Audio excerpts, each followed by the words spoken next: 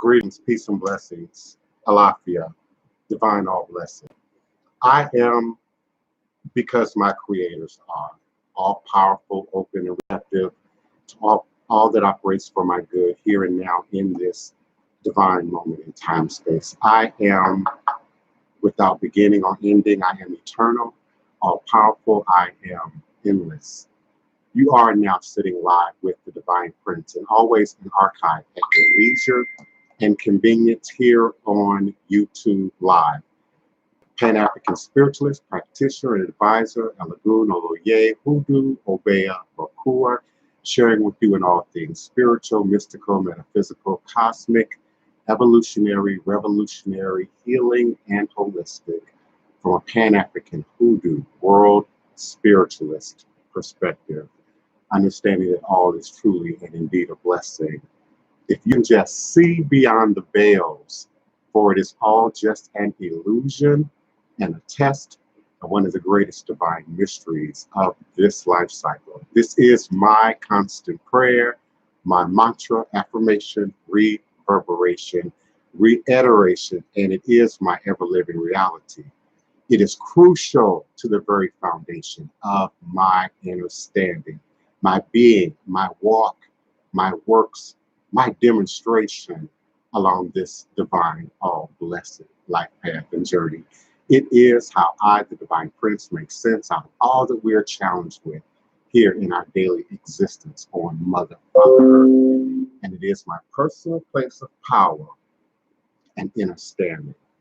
The place from where I begin, the place from where I realize and crystallize all my endeavors, understanding that I and I alone create and co-create my divine destiny, and I alone create and co-create my divine all-blessed reality.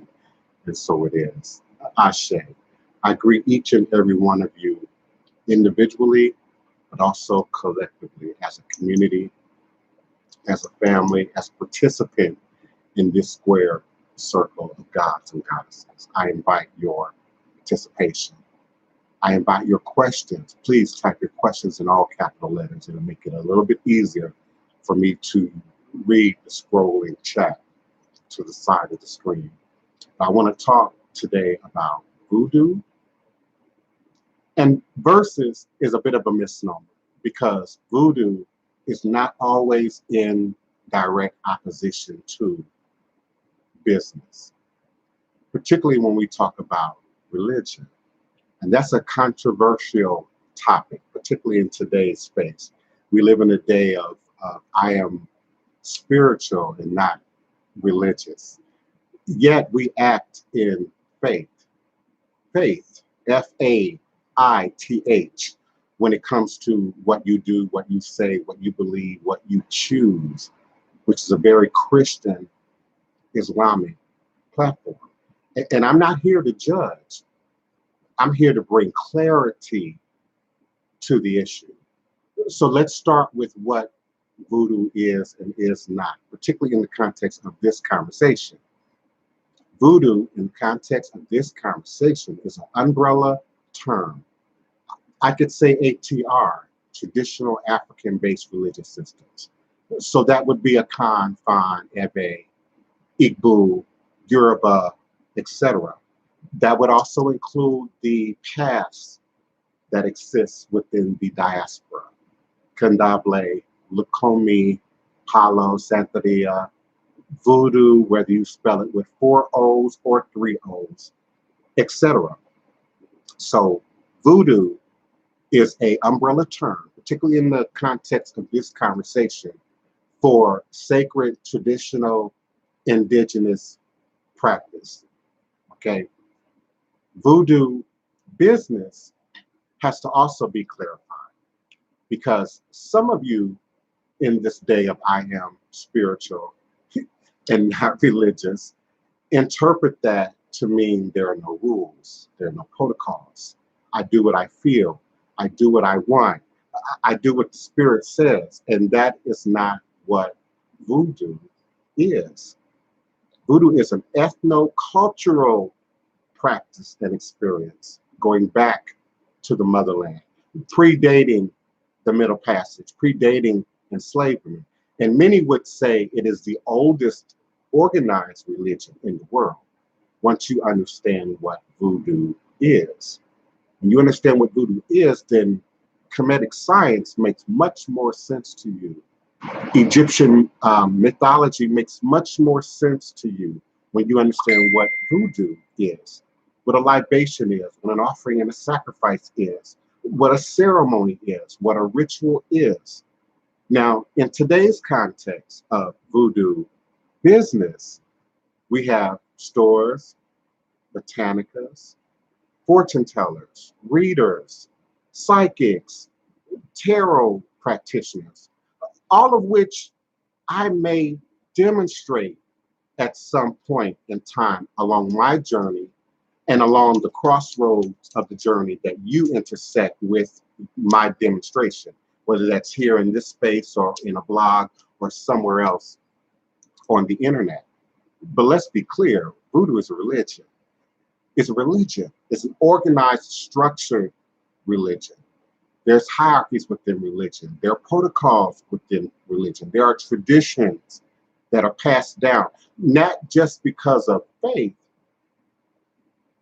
but particularly in ritualized practice because of applied tradition, something that has been done over and over again and has gotten the desired result most of the time. That is also the same rules, the same protocols that science would apply. It's not random. It should be able to be duplicated. If it's real, the next person should be able to apply those same structures and gain a similar result, etc. We also have to identify voodoo business, the selling of products, the providing of a service, either from a location, store, website. It does not in any way suggest knowledge, skill, experience in any voodoo practice, in any ATR practice, any more than buying your Epsom salt and your candles and your Dr. Barner's peppermint soap from Walgreens does not now qualify Walgreens to be a Botanica. And because a resource offers products doesn't mean they have any knowledge whatsoever in the application of a thing and how something is used, how something is applied. We're beginning to see a marriage of those two things in a modern context, particularly with the move of the internet. So many of our stores, our Botanicas, our outlets feel a little bit of business pressure to reach a larger audience and to show more context to their products. So we're now beginning to see Botanicas on Instagram and on Facebook and on YouTube. Very popular Botanicas, and then some lesser known Botanicas, the individual supplier who managed to find things wholesale, buy things wholesale, and then maybe they're selling them online from a particular location. It does not suggest in any way that that person, place, retailer, store has any experience, has any qualifications, has any footprint in the realm of voodoo whatsoever. Understanding voodoo and then what voodoo business is. And many want to remove voodoo out of the realm of religion for this goal specifically, because if I'm going to sell a product, a service in a public market, irregardless to race, creed, color, ethnicity, religion, just do you have the dollars, then I want to be in retail as opposed to being a practitioner. A practitioner doesn't have time to stock shelves, doesn't have time to order things wholesale. A practitioner is not creating out of wholesale. Often the things that you're going to the Botanica to buy, the legitimate practitioners are making from scratch, individualized, specifically to you and your needs. That is not often what a Botanica is set up to do, any more than Walgreens, Walmart, Target is in the industry of religion. But they sell religious candles, don't they? Don't they sell Florida water at some Targets? Don't they sell 7-day candles at Walmart? Okay, but does that make it a Botanica? Does that make them qualify? Can I go into Walmart and ask the counter girl to explain to me how to use this product, to explain to me what this product even is? And so we've got to look at, particularly in the context of hoodoo and how hoodoo gained a footing in America. First, hoodoo grew out of our experience, out of our pain, our tragedy, our need for retribution, our need for protection, our need for revenge. First and foremost, hoodoo, separate from voodoo, Ifa, Santeria, was created out of the pain of enslavement.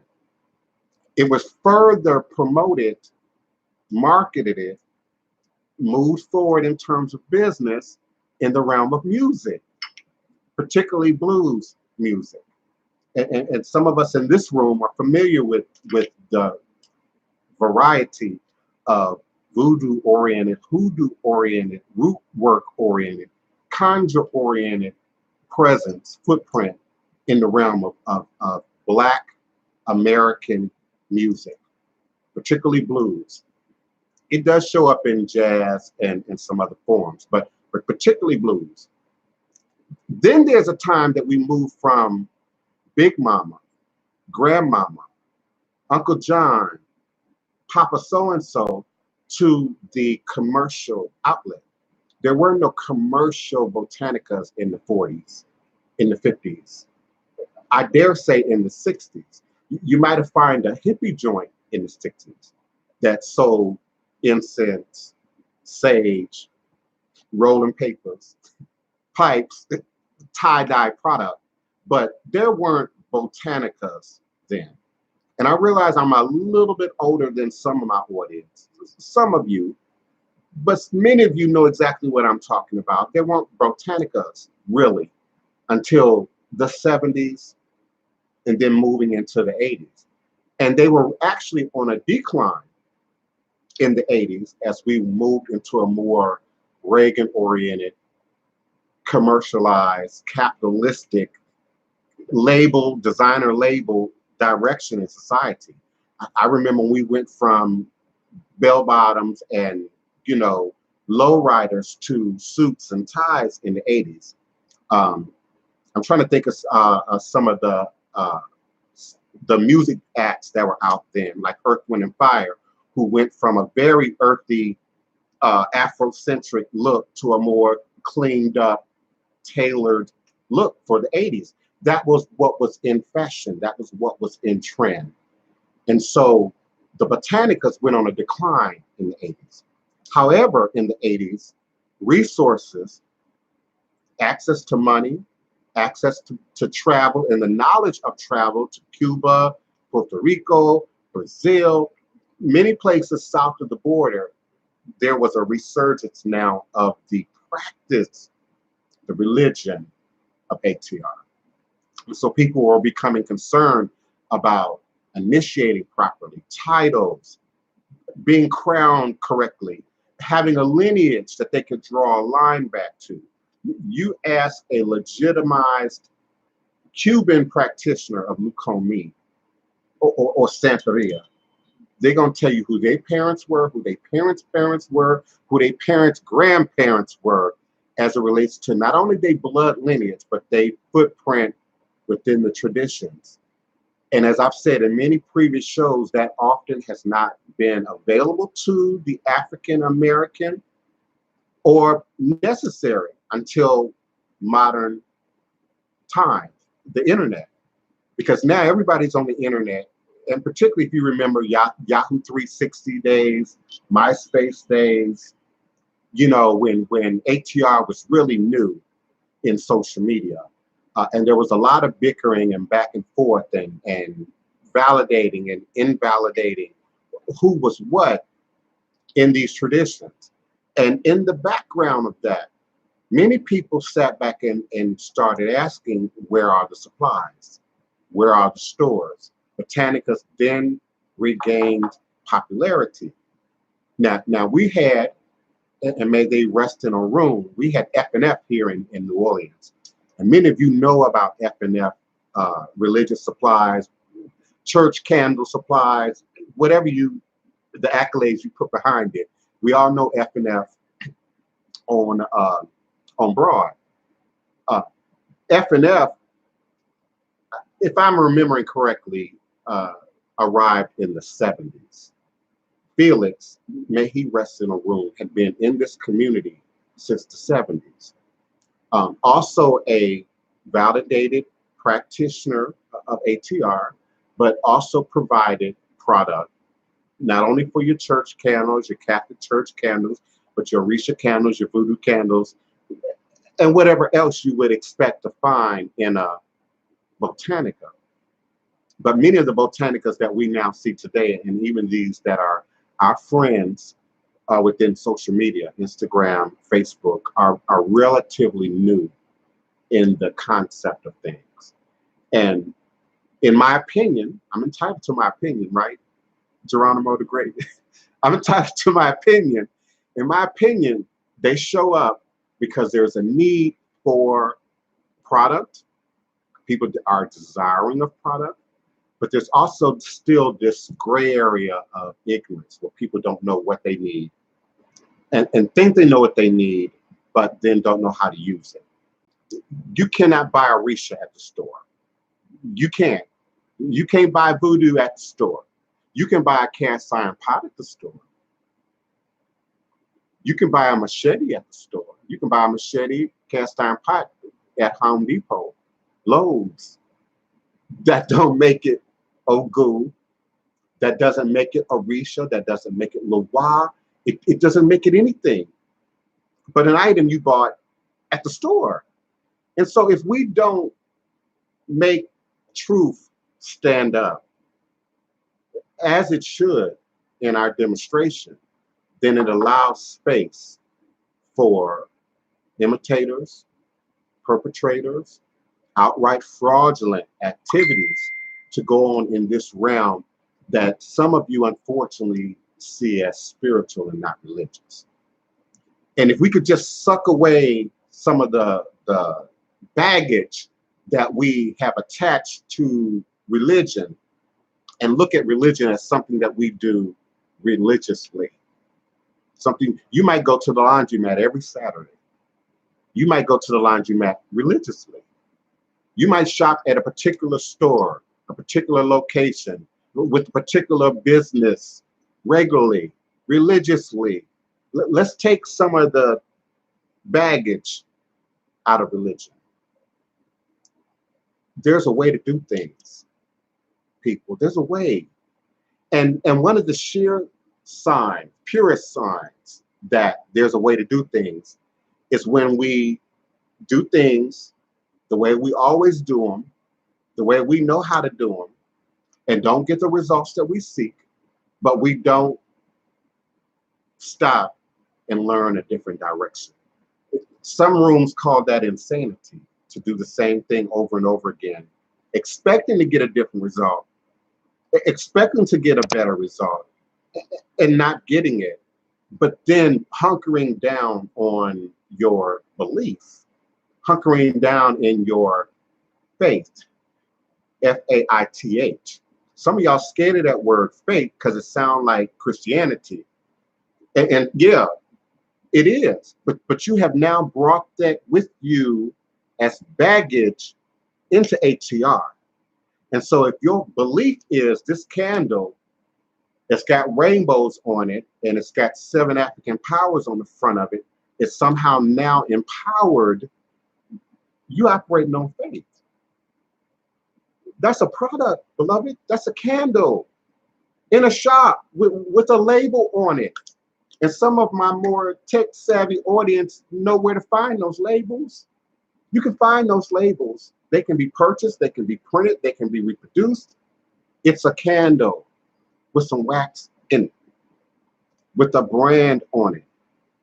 Some of us that are a little bit older in the room remember there was a large product line of washes, sprays, soaps, had an Indian logo on it, bless your house or something to that effect. It's a brand, it's a product that you buy at the store. And before that particular brand died out in popularity, not only could you find it at the Botanica, but you could find it at the dollar store, at the 99-cent store, which for me, and I'm entitled to my opinion, right, is a target audience. Where do you often find the dollar store? Where do you often find the Dollar Tree? And when you're in there, because I don't go there, I don't shop there, but when you're in there, who else be in there with you? And so, again, there's business. There's business. I don't care if it's a retail, grocery, haberdashery, Botanica, spirituality. It's a business. And we have to be able to see beyond brands, trademarks, labels, and realize that it's just another brick and mortar or a virtual location on the internet. Some of these locations on the internet that are now selling Botanica products do not have a physical location, period, because they're doing what you and I can do. They're shopping, they're searching, they're Googling, they're going to Asia and seeking a resource for some of these products, and then they're bringing it back to you with a Hoodoo root work conjure label on it, you know, bottles and jars and cans and rattles and bells, and the populace buys into that. Now, I'm not against buying into it. If you want novelty items, do novelty items. Do that, but know that that's what you're doing. Don't say it's fat meat, you know, when it's really not. Again, I want to welcome each and every one of you to the group, to the live broadcast. I certainly do appreciate you. Without you, I wouldn't be here. I wouldn't have a reason to speak. I wouldn't have a reason to talk. So I'm grateful individually and collectively to you all being present. Maybe the day after your holiday, to be here at noon, U.S. Central Standard Time with the DivinePrince. And I did start a little bit early. I did. I was just ready, and so I did start a little bit early. But you can always go back in archive and catch the beginning. Please do type your questions that you would like for me to respond to in all capital letters, so that I can separate them from the greetings and the beloved salutation. I also want to invite you, if you're not already here for Essence Fest, listen, if you don't know what Essence Fest is, shame on you. If you don't know what's going on in New Orleans every year, the first week of July, shame on you. Half the country is here celebrating. And we had the opening of Essence Fest 2019 yesterday afternoon in Congo Square. And we had Big Frida, Common, MC Light, a few other acts, local acts, as well as well-known international acts that were present. And we had a really, really good time. I did share one or two photos and maybe a little bit of Big Frida and them twerking on my Instagram. But it was so much more than what I could actually film while you're there. And it's hard to hold a camera, hold a voodoo stick, hold a cocktail, greet and meet and hug everybody at the same time and film and video. It's really hard to do. So my hat is off to our internet friends and family who manage to video and upload often many times a day. It's a job. It's a job. It's something you have to plan for, budget in, just like we do spirituality and religion, just like we do getting up and acknowledging our Ori and our ancestors every day, just like we do when we have to take that extra 15 minutes to pay attention to the stars and the calendars and what's going on astrologically in the weather before we step out into the world. Don't be reactionary. Don't wait till something crazy goes on in your day before you figure out what day it is. I also want to invite you, if you are here, to the annual Mayapa commemoration in Congo Square at 7 a.m. Saturday morning. It's a sunrise commemoration. There will be speakers and people doing prayer and ritual and cleansing, but then it culminates in a procession from Congo Square, the historic Congo Square, into historic Treme, to some other well-known, famous locations, St. Augustine Church, the Tomb of the Unknown Slave. We will eventually make our way through the French Quarter to the river. And then there's a ceremony there where we acknowledge the ancestors that did not survive, the ancestors that chose not to survive, to live into enslavement, whose burial, whose last resting place is the waters. So indeed, if you are close, if you're near, if you're already here, we do invite you to be out at 7 a.m. Mayapa. My team, you already know what to do. If you don't know what to do, contact me, email me, text me, Black Hawk Voodoo, and I'll make sure you know what to do. And we'll be present for Mayapa on tomorrow morning. By all means, enjoy Essence Fest. There'll be millions of beautiful, colored, and Black people in the city of New Orleans enjoying all sorts of events, cooking, weight loss, weight lifting, weight training. Mayor Cantrell is doing some Black economic workshops during Essence Fest. And I don't know all of the events off the top of my head that are going on. But you can always go to their Essence Fest 2019 application in the Google store, and it will tell you who's performing, when, where, because there are a multitude of events going on all over the city. And for those of you who are in town, I love you. I appreciate you.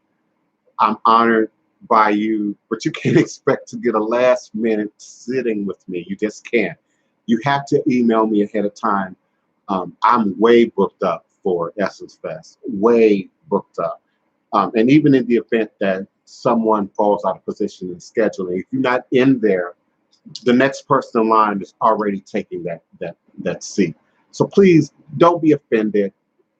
Don't show up at my house at midnight and 3 o'clock in the morning, disturbing my neighbors, waking up the neighborhood, because I'm up and I'm working, but I'm already booked. I'm already either in ceremony or in session. And my virtual sessions are just as powerful, just as able to manifest as my in-house sessions.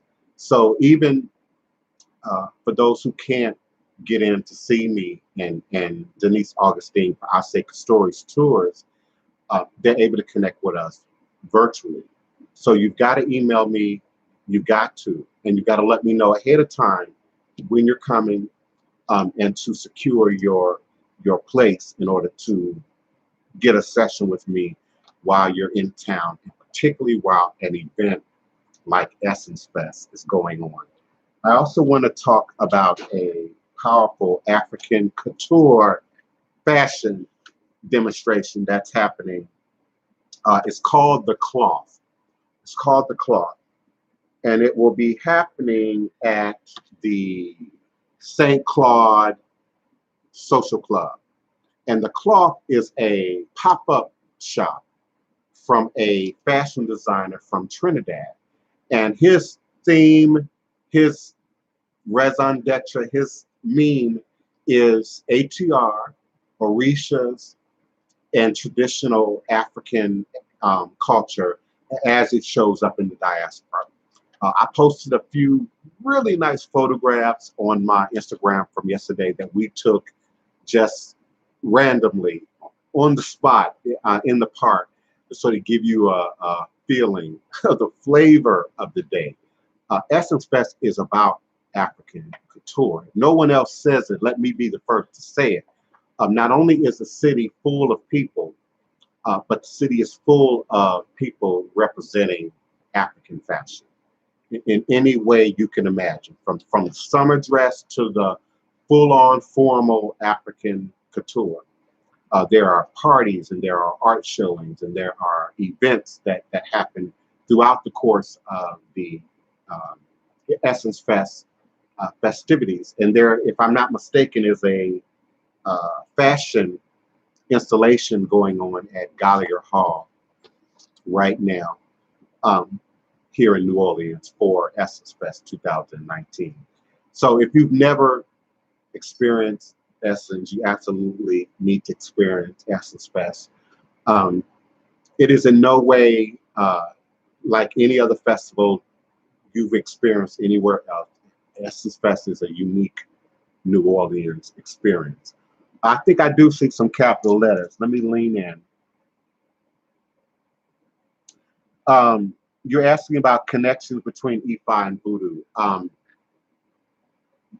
That's it. When I say Voodoo, and to be quite frank, when anyone says Voodoo, you're using a very general term. You might as well be saying HCR.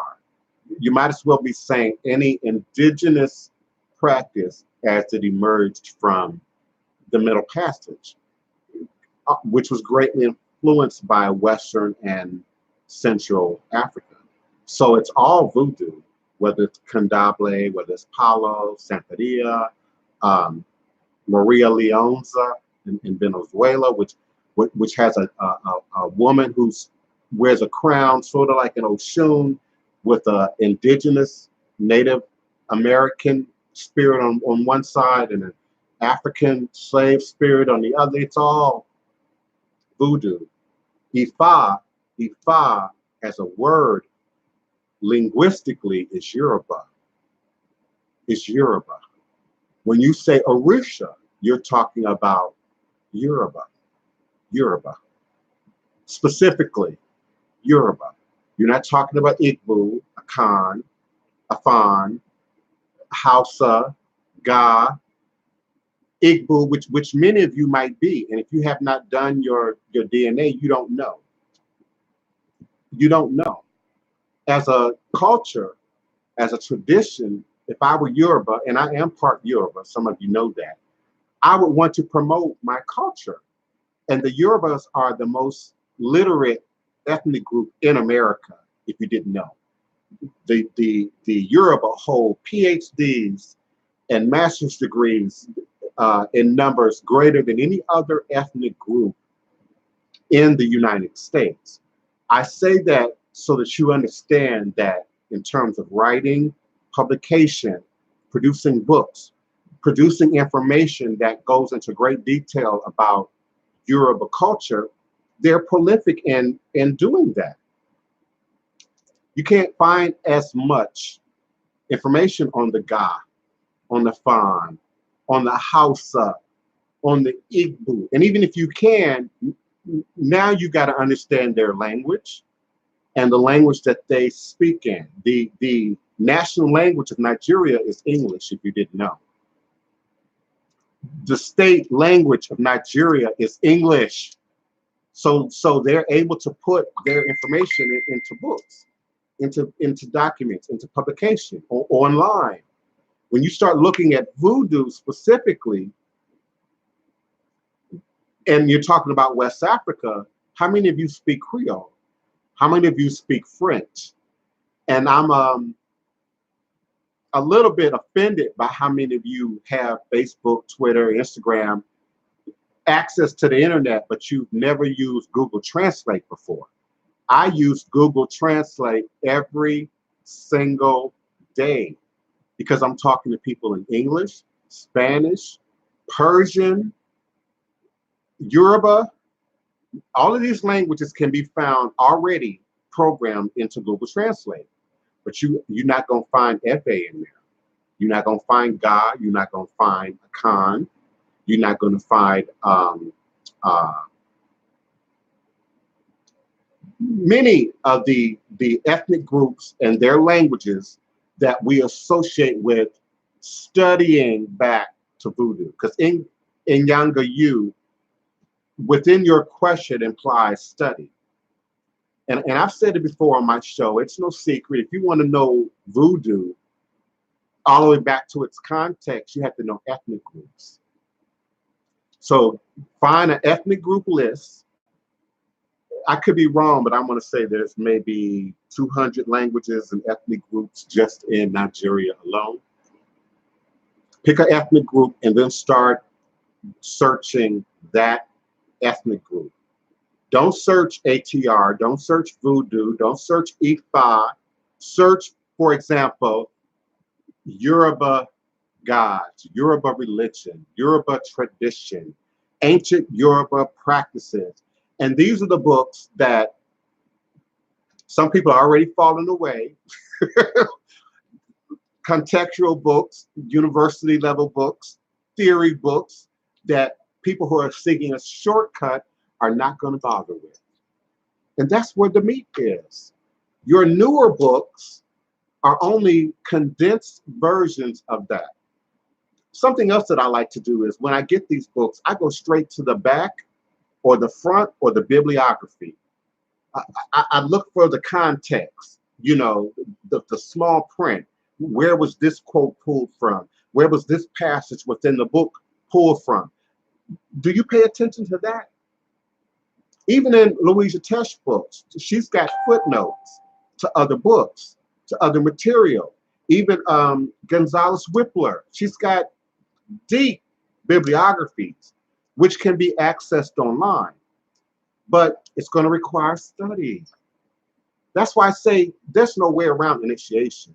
There's no way. And if you want to buy into self-initiation, okay, buy into that. But you're going to read a lot of books. You're going to be up at night like you studying for the bar. You're going to be up at night like you're trying to get a PhD in something. Otherwise, you're just another appropriator. You're just another bastardizer. If you think, and I'm not talking about Ngan, you know, I get in my feelings and then I then I get to moving. But just the idea of, you know, E5 voodoo, are we really still confused? Really? It's about ethnicity. It's about ethnicity. That's it. It's about ethnicity. So if you do your DNA and you find out that you're more Ghana than Nigeria, then you might want to look somewhere beyond Ifa.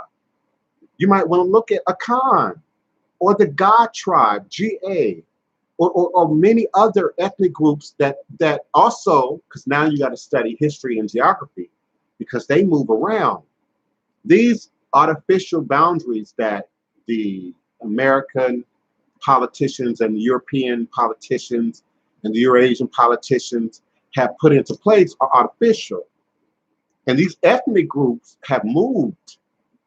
Understand, Alafia is not a Yoruba-rooted word. Alafia is an Arabic-rooted word. Afa. We say Ifa because the Yoruba use I. People who practice voodoo use the letter A, and so it's Afa. Afa.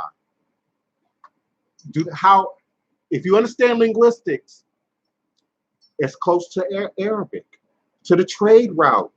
When we understand Songhay and Timbuktu and places of this nature, and the trade routes from the east coast of Africa to the west coast of Africa, depending on where that desert line is, they'd either go across the desert or they'd go below it.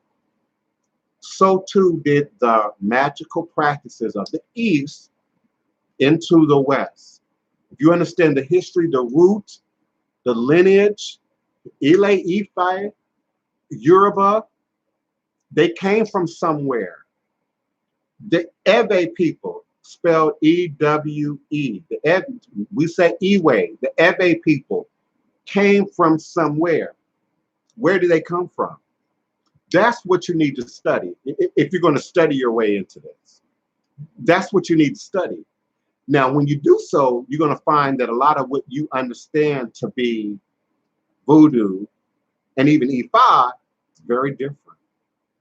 Even one of my godmothers, may she rest in her room, Mama Yeye, often talked about the challenges she had as the first African American woman to go to Cuba and sit on a mat and come back legitimate. She also went to West Africa to Osogbo and did the same thing. Okay. Thank you, please, but don't do that, please. I love YouTube, but I don't get none of that. YouTube don't send me none of that. I would prefer you to go to my PayPal directly. Now, if you want to support YouTube for allowing me to have this platform, then I'm sure YouTube will be grateful for your offering and your donation. Please forgive me.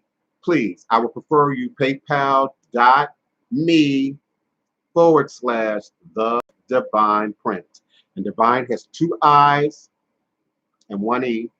Please forgive me, but some people want to insert 2 E's into Divine. But I appreciate that. Oh no, it's okay. It happens. Periodically it happens, especially with my new listeners. When I did my first 3 broadcasts here, I made a big deal about it because I was learning the system. People were offering up donations and we waited it out. It's been more than 90 days. I've never gotten any of that. I don't know where it's going.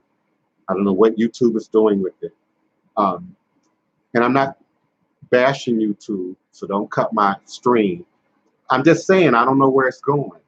So I would prefer you PayPal me. But before I digress too much, understanding, I don't care what, again, when we say Ifa is specific to Yoruba. Voodoo is a general term, and it could encompass anything in these traditions from a West African perspective. The West Africans that I communicate with on a daily basis, the ones who are honest with me in Cameroon, in Ghana, in Nigeria, more often than not, Togo, tell me right out that our people are Christian, our people are Muslim. They still seek, you know, as many of you do, the fortune teller, the psychic reader, the herbalist, the traditionalist, but many of them, as we have here in America, have converted to the government religion, the mainstream religions. So when I talk to a Nigerian on a daily basis, they refer to Ifa as Voodoo. They refer to Santeria and Palo as Voodoo. And they often want to have questions answered, just like you want to have questions answered in the same context. It's shocking to me because we have deified them, just like we did with Rastafari and Ethiopia. It is our symbolic motherland, our symbolic homeland, but we also assume that it's pure and it's untainted and it's undamaged somehow by colonialism, that somehow they have healed or walked this journey back through the Middle Passage with us, and that is often not the case. One of my tests when I am befriending West Africans, and you can use this same thing when they show up in your DMs and Instagram. The first 3 questions I ask them, if not the first, is how much do you know about the Middle Passage? I say that first, not slavery. I say the Middle Passage, because that language, that word usage tells you what a person knows or doesn't know. When we say we're celebrating in New Orleans, Ma'afa is celebrated in the Carolinas, in New York City. I could be wrong. I think they celebrate Ma'afa in Los Angeles, but Ma'afa is not as popular as Kwanzaa. Ma'afa ain't as popular as July 4th for many Americans, not just Black Americans. So when anybody of any race, ethnicity says Ma'afa, you expect a certain understanding of what that is. If someone says, well, what is that? Then you know you have to go now into, we're commemorating the Middle Passage. So Voodoo, it's the same thing. But if you're trying to validate who somebody is in Voodoo, then you have to know their lineage, their ethnicity, their path into the tradition. So generally speaking, it's all voodoo. Ifa, it's all voodoo.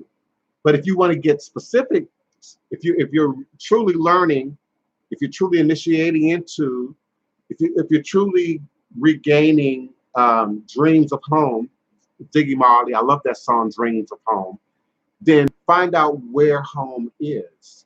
Find out what home is.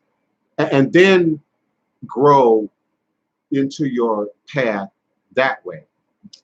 That's how I had to do it. That's how I suggest it's done. I'm not here to tell anybody how to do it, but that's the way you're going to get it authentically, purely, without corruption, fluidly, without breaks in your understanding of what's happening. And so you've got to do theory, history. You've got to study geography. You've got to understand what the Middle Passage was, what ethnic groups went to what locations. I've researched and studied what ethnic groups was brought to New Orleans, Port of New Orleans. What ethnic groups were brought to the Port of Annapolis. What ethnic groups were being brought to the ports, Charleston, South Carolina. Just in finding out your family, you might want to look at that. And some of you are already doing the DNA study, and you're finding out that, you know, these slave documents aren't readily popping up, and you're misinterpreting that as a absence of slave footprint in your family and or lineage.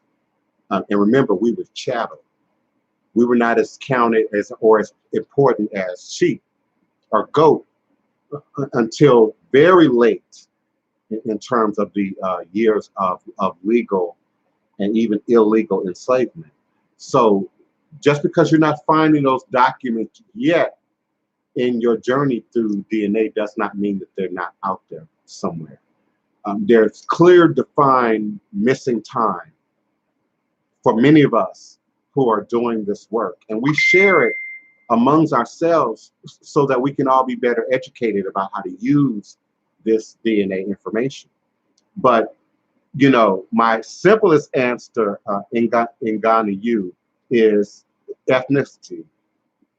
The simplest difference between Ifa and Voodoo is ethnicity. And often when a client comes to me, or even in public, you know, socializing, people will often try and present themselves as active participants in the traditions first, assuming that's all you will ever know about them. And that's often one of the first questions that I ask is, how much Yoruba are you? When did you do your blood work? When did you look into your lineage? Even West Africans born in Nigeria only know of their lineage what has been told to them. And we view their family systems as being more intact than our family systems here. So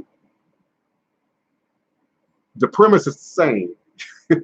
It's ethnicity at its most basic level. What separates, if there's no separation, but what distinguishes Ifa from Voodoo is ethnicity. If you have some other questions for me, please type them in all capital letters. Chris, is that Chris Martin? Is that my nephew? But you're asking about a connection between King Tut and Voodoo. There's a book, and maybe someone, because some of these, my listeners are very astute book readers. And all I have to do is talk about what's in a book, and usually y'all figure out exactly what book I'm talking about. But there's a book that makes a comparison between Moses and Akhenaten. But I can't remember off the top of my head the name of that book. And they're trying to explain how Noah and the Israelites, and that whole themology as it shows up in the Bible is really some form of corrupted Egyptian history. So there is a direct pathway there to your question as it relates to King Tut, Nefertiti, Akhenaten, that particular family group. We know that they brought something new to Kemet, to ancient Egypt. We were told that they tried to eliminate the other deities and introduce monotheism, a one God spirituality. And that's why this book, did somebody find it for me? Somebody, one of y'all in this group knows exactly what book I'm talking about. And it tries to explain how that whole family may have been hidden in history and then retold through the Bible as a completely different lineage. I also want to talk about, again, the relationship between Voodoo and Egypt. Is their very systematic understanding of the sky, astrology, seasons, to include the Nile Valley, which had its own season of flood and deluge, and then the river going back into its natural positioning, and all of that showing up in its magic, in its voodoo, its documentation of libations, of burnt offerings, even many of the things that we find in the Old Testament, ritualistically, magically, the breastplate of Aaron that had the gemstones on it that was said to give Moses and Aaron power, the rod that Moses carried, who he threw on the ground that was said to turn into a snake. And so Pharaoh's Egyptian magicians, magic, said they were able to duplicate that, but then Moses's rod was said to swallow up all the other serpents and then return to its, its rod form. That don't sound like voodoo to you, Chris? That don't sound like magic to you, Chris? So there's a contextual root that many West Africans and voodoo practitioners around the world are able to make, not just between King Tut, Nefertiti, Akhenaten, and that particular dynasty, that particular lineage, but Heka in general, which is ancient Egyptian magic. It is said that the ancient Egyptians did not have religion, they had magic.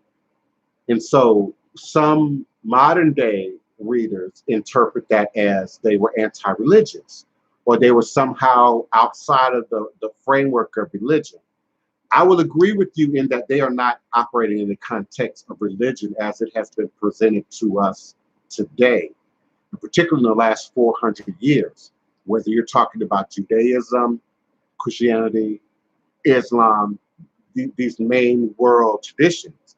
How the ancient world viewed religion is not the same as how the world views religion today. And religion today is absolutely a tool, a spell, a God spell, an act of voodoo. In my opinion, I'm entitled to my opinion, right?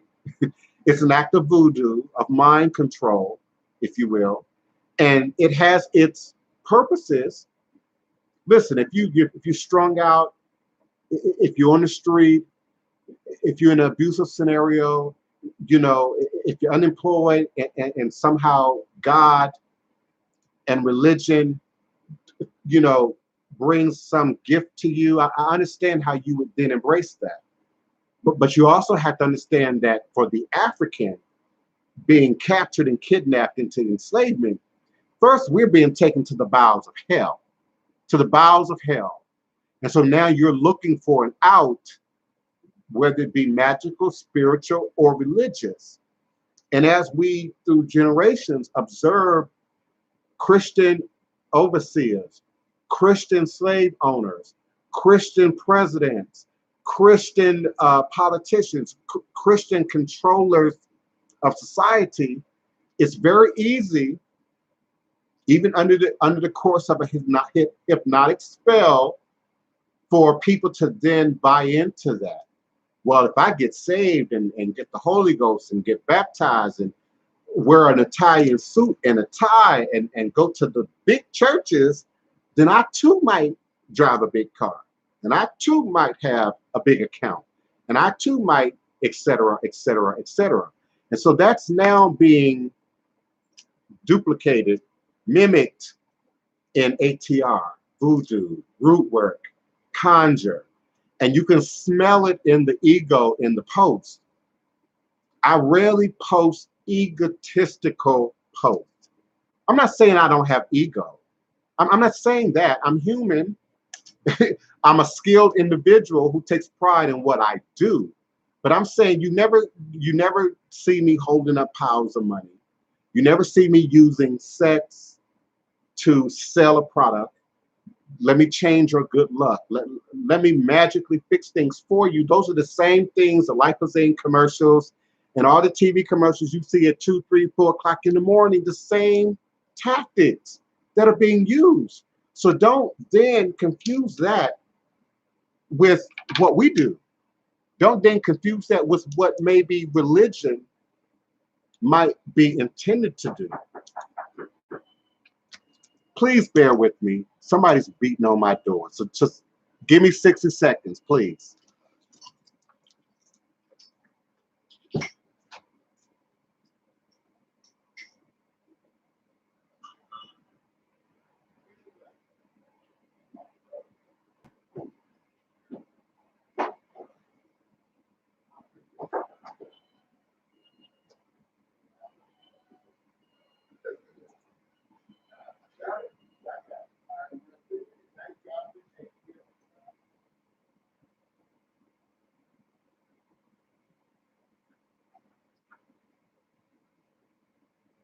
Okay. My apologies. When FedEx and UPS come a knocking, you got to respond, or they'll either drive off or throw your shit over the fence.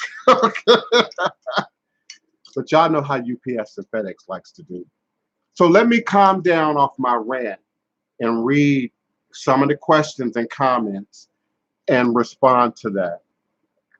Know thyself, all is a blessing. Okay, signs to look out for people who claim authenticity and are really just pushing the business. Okay, that's a great question. The first thing is, just like going into the grocery store, you have to be an educated consumer. That's the first thing.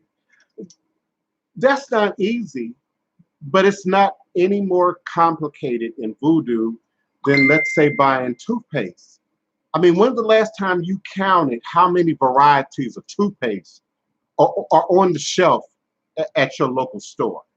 So why do we need 40 different types of toothpaste? So you start reading the ingredients. Okay, what's in it? And what are you looking for? Maybe you don't want peroxide. Maybe you don't want bleaching aids. Maybe you don't need flavor. Maybe you don't want extra sugar. You have to begin to look at these resources. I'm being diplomatic. People, places, and things, I'm gonna call them resources, who are presenting a product or service. First of all, if they're presenting a product, what is the product? Be clear about what the product is. You know, a voodoo bottle, a gree bag, you know, just to use some very general generic items that unfortunately we see everywhere. People are making them, selling them, producing them based on what? Based on what?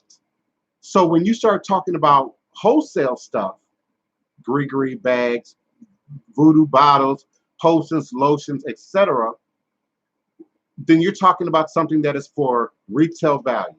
Now, whether it's a novelty or not, whether the toothpaste with the extra stuff in it is needed or not, it's a matter of personal choice.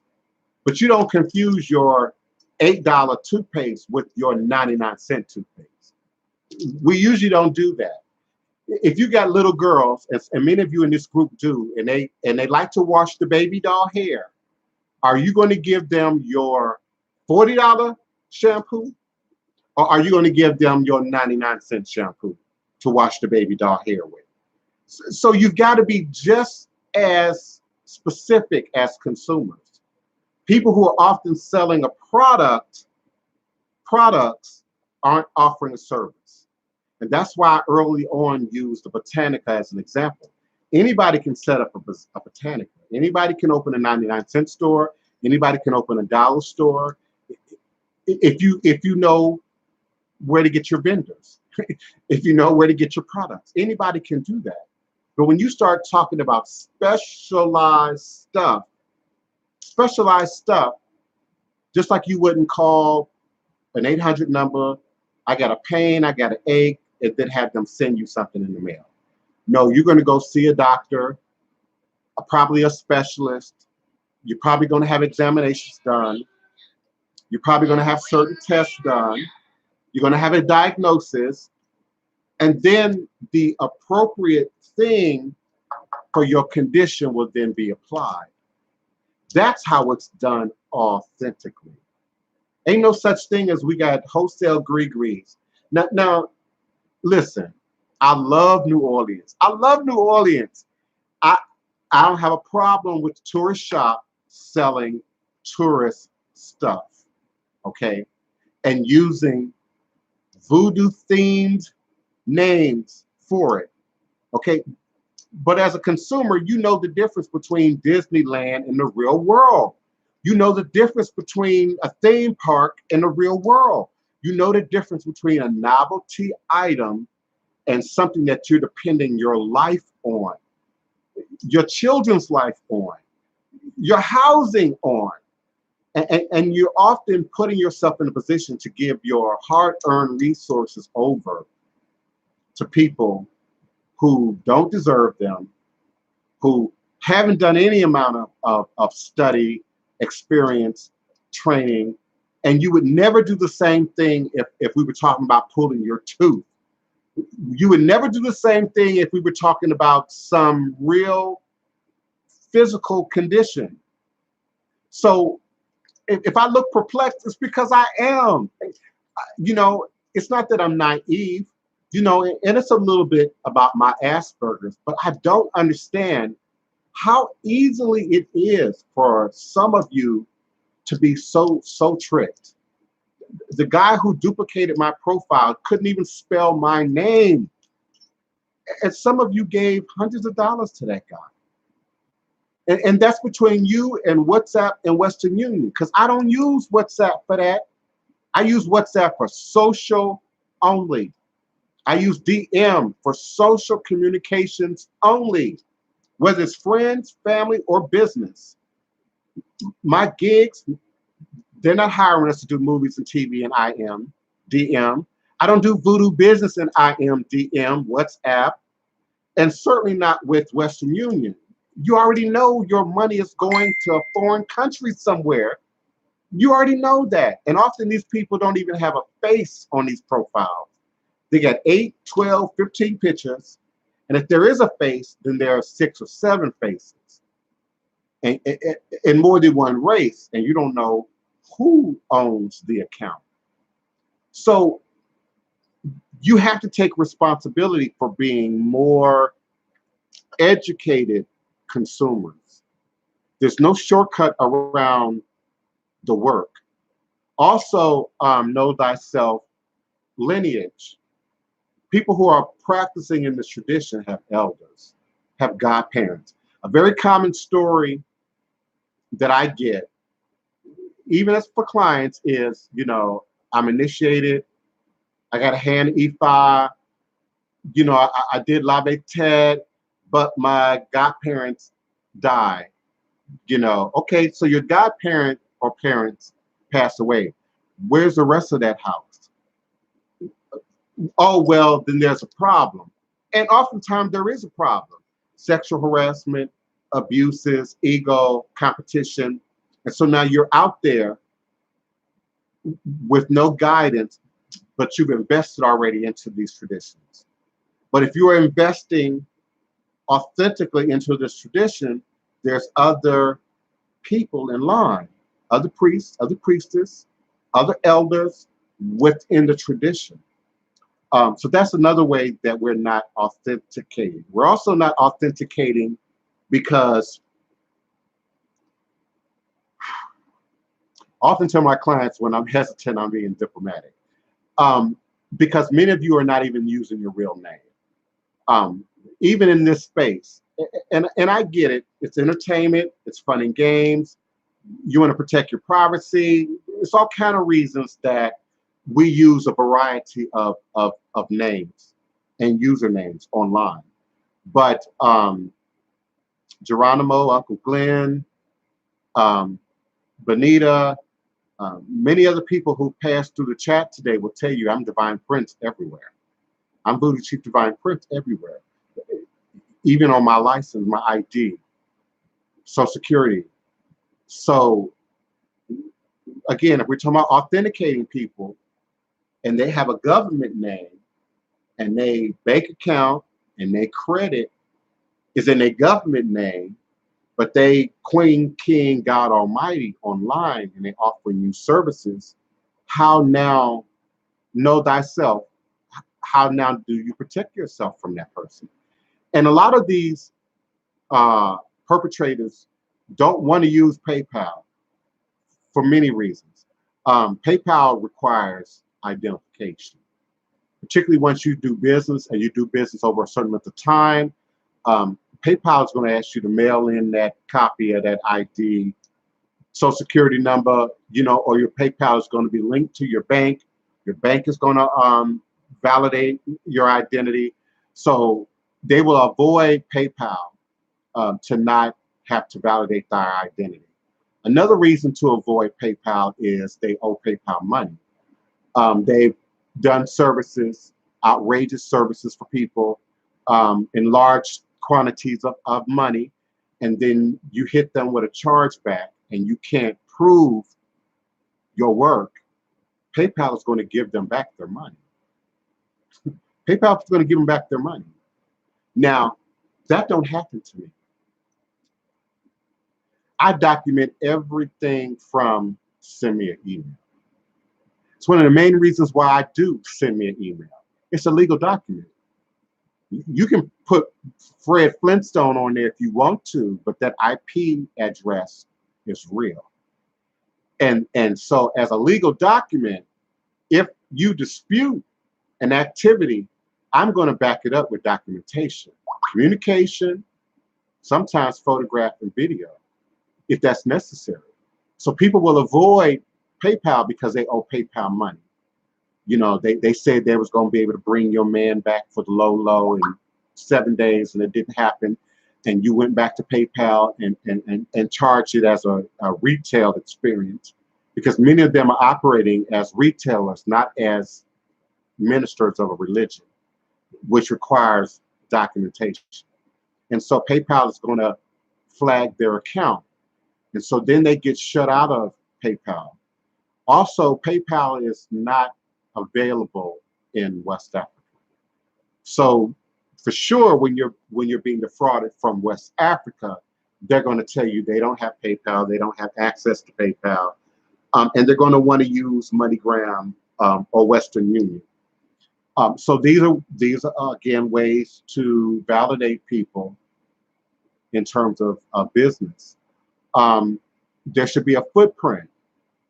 Google these people's names. Google these people's usernames.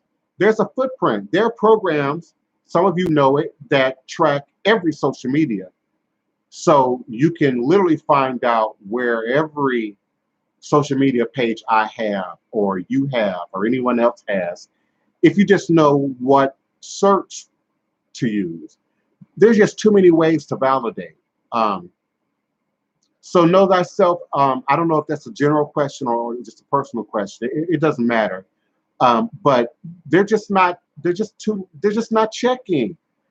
I almost said they were too lazy to check, and I don't want to be disrespectful to anybody. But if you're just not willing to check, I can't. I can't fix that. If you're not clear on spelling, I can't fix that.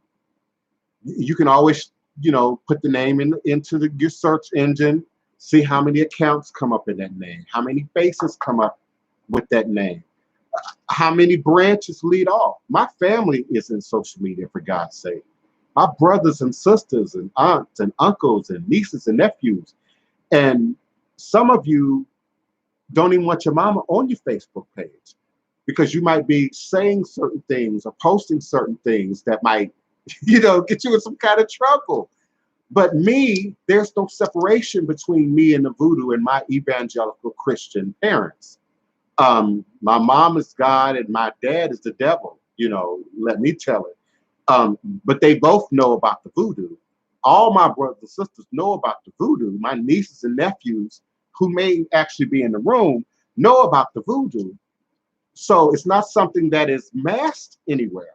So if you're still trying to go to church on Sunday, work your government job or your teaching job or whatever job, and you don't want your coworkers in your business, you can't wear voodoo on your neck like you can a cross maybe.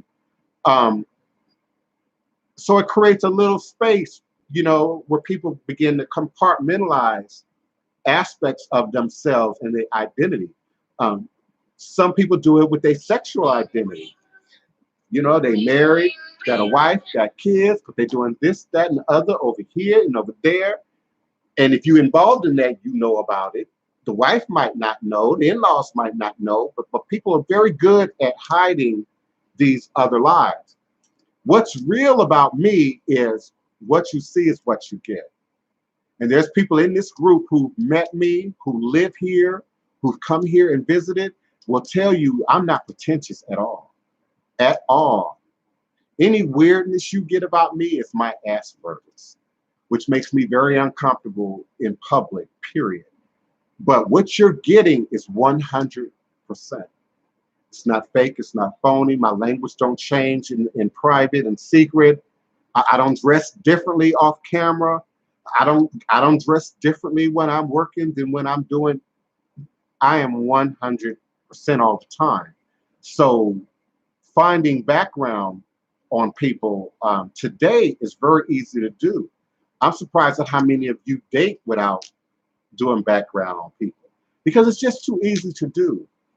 I want to be sure I'm not missing anybody else's questions. Know thyself. I know I kind of went in there, but I hope I'm answering. Thank you all for being present. If I haven't greeted you, Joshua, thank you. I didn't answer your call because I'm live on air. Dude, let's see. Joshua, your question just scrolled up on me. Give me a second. The comments in the chat is in constant motion. So if you're not on it, your questions will move.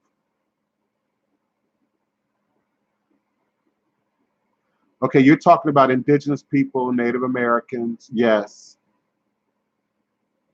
I'm looking for y'all's questions. I don't want to miss your questions. And I appreciate the lively communication. I do.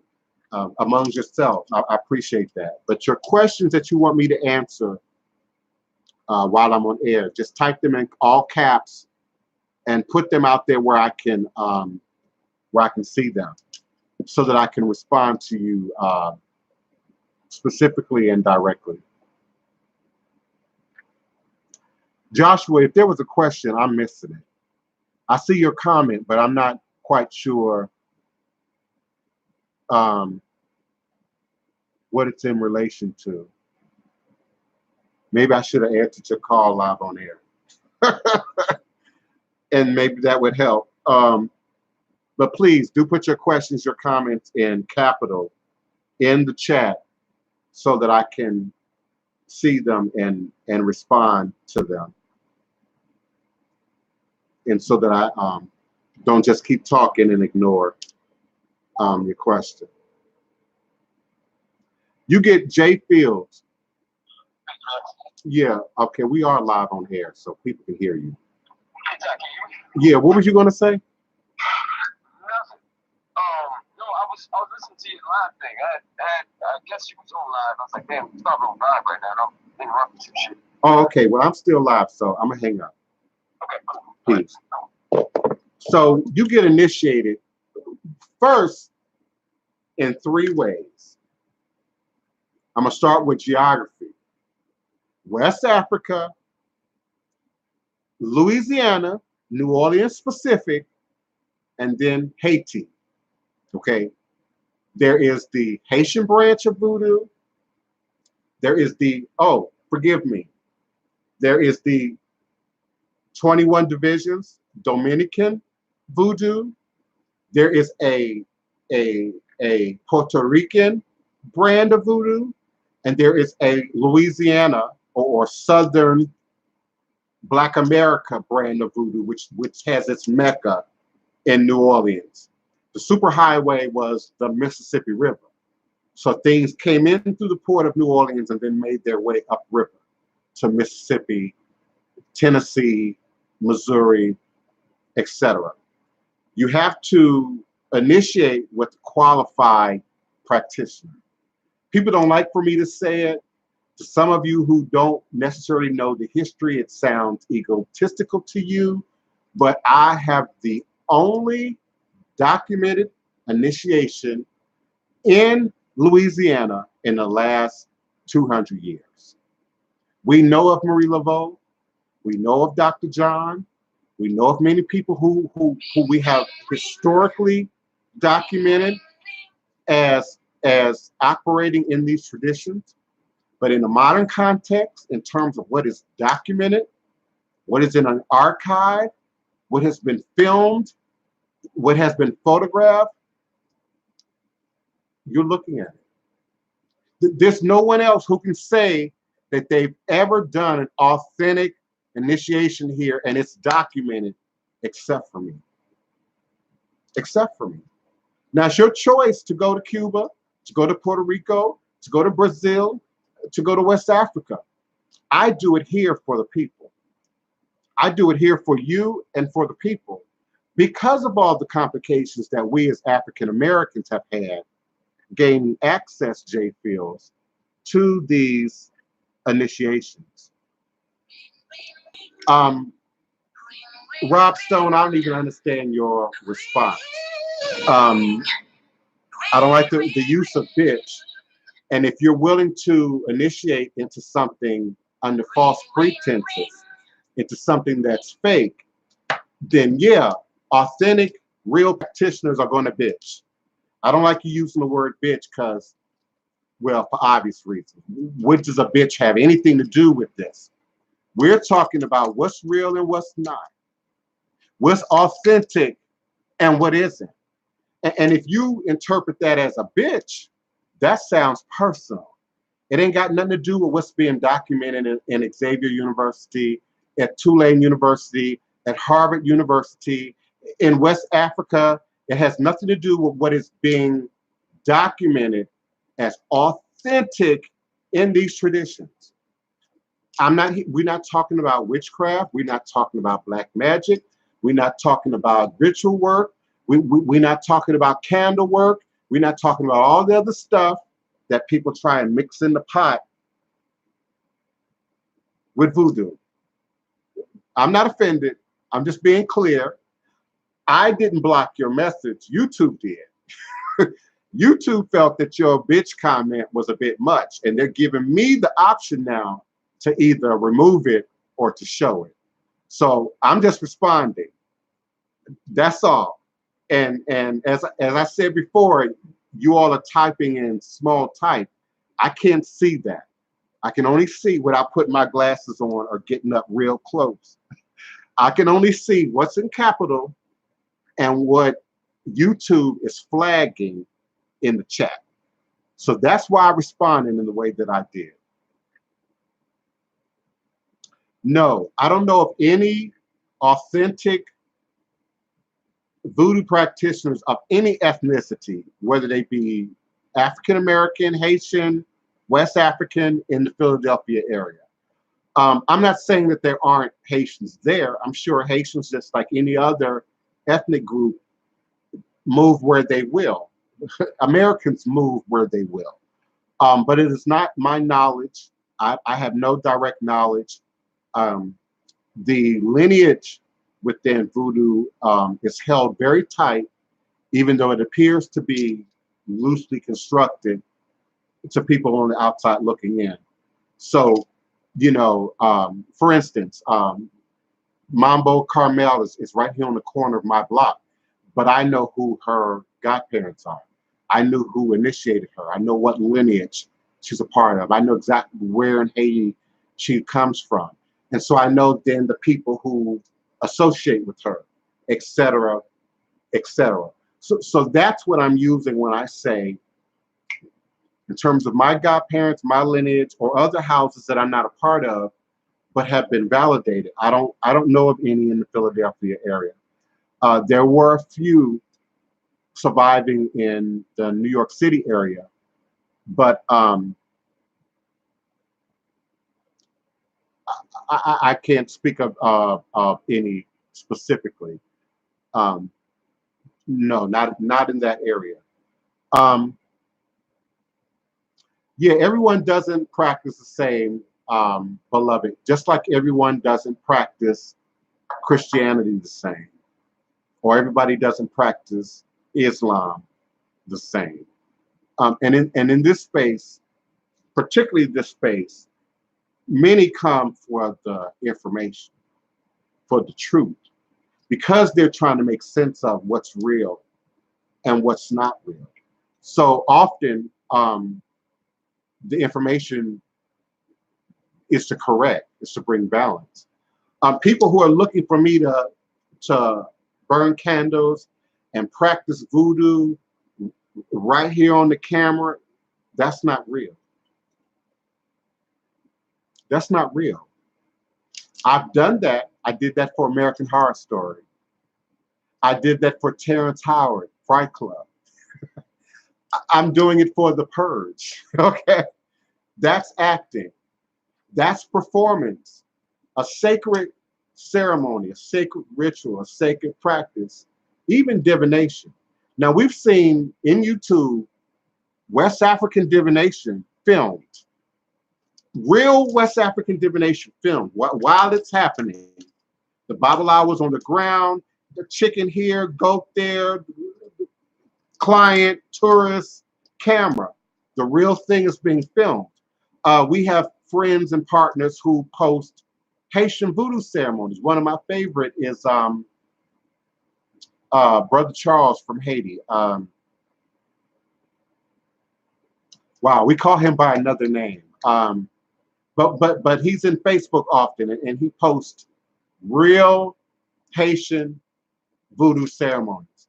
I have posted real Haitian voodoo ceremonies, but for the most part, you are not going to, once the camera comes into play, particularly if we're talking about a commercial outlet, a movie, TV show, a documentary, you have a limited amount of time and space to address whatever the subject matter is.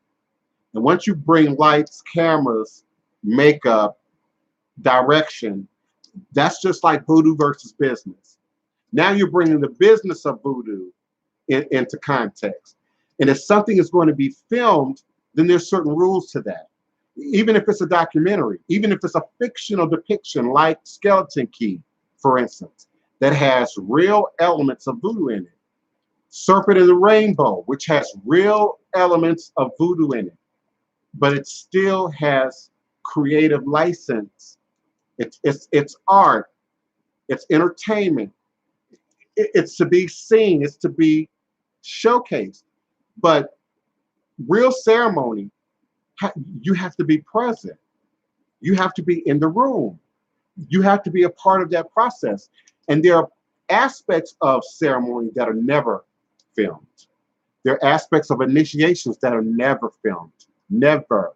I'm just as busy as you all are looking for these videos, looking for this information. You're not going to find that online. And the minute you do, that practitioner loses credibility. So that sets up an environment, unfortunately, Rob Stone, where people are trying to validate, both from my position and from the observer's position, without giving away something that is otherwise sacred. Even if Dr. Oz, for instance, who we accept as a real PhD doctor, decided to do YouTube videos and talk about surgery, for instance, even if they allowed him to show surgery on camera, on YouTube, you're still not going to get everything. You're not going to get the preparation, the scrub up, all the stuff that's going on in there that they don't have time to go into detail and explain. So if you don't have hands-on study, teaching, experience, then you are doing it differently. Then you are doing it the way you know to do it. But when we're talking about people's lives, when we're talking about people's livelihoods and people's finances and people being homeless and on the street and making decisions between something that is masking as voodoo versus something that's legitimate, I'll proudly wear the bitch crown because I'm going to talk about it. And because I'm actively in it, I have to deal with it every day. Because then when these people complain about it, they come back to me. They come back to the next practitioner. And as they say, shit rolls downhill. Okay? And so the nonsense rolls downhill. We all get covered in mud, in shit, until somebody pulls out a water hose and starts spraying folks off and getting clear about what's true. So that might show up a little aggressive in this space. That might show up a little strong in this space. But it's about truth. It's about truth. That's it. It's about truth. It's not enough to just shine. It's not enough. We sat back and allowed, see, I don't want to get political. We sat back and allowed our presidency to be what it is right now. We sit back and allow our politicians, our community leaders, our preachers, our teachers to do all kind of craziness, child molestation, abuse, fraud, rape, violence. And until it's extreme, until it's on 911, until it's on the court TV, it's background noise for many people. And in the interim, people are being hurt, taken advantage of, misled, having to repeat actions that they thought were going to fix something. We're going to take them to a new place in their life. So that's why I do these shows. And if I did otherwise, you wouldn't be here. Go back to the beginning of this show when I had 10 people in this room, 8 people in this room. When I'm doing my peace and love, joy and positivity, y'all not here? You're not here. When I'm doing my mantras and I'm standing on the shoulders of great ancestors, y'all not here. You're not here. It's only when we get into the nitty gritty, and of course, inevitably, somebody go get in their feelings. Someone over here gets offended. Someone over here says, I didn't go far enough. Someone over here says, you know, you went way too far. And at the end of the day, I've got to live with the spirits and the ancestors, which are working for me. For me. That's not my opinion. It is my opinion, but that's more the opinion of people who are on the outside looking in. So I'm sharing what I know. I'm giving what I know. I can only give you what I know. No, going back to know thyself, question about authenticity. No one can give you more than what they have, period. They can't give you what they don't have. You can fake this, shake this, perpetrate this, but they cannot give you what they don't have. And so as an educated consumer, if you understand the language, if you understand what you're looking for, if you understand what you're asking for, then it makes it easier to separate the wheat from the tare. It makes it easier to tell who's purely in this for the money versus who's in this to do the work. And the work is something that shows up in a demonstration. It takes more than pretty pictures. It takes more than a background with a couple of crystals in it. You not only see me, you see my space, you see me out in Congress Square, you see me out in the community. And that's what we use social media for. That's what we should be using social media for. And we have all these gadgets and Photoshop and all this stuff that I would love to know how to use, but I just don't know how to use. But others are using them, spitting fire and smoke and brimstone and whatnot. And that does not equate to anyone having studied or gained access to anything.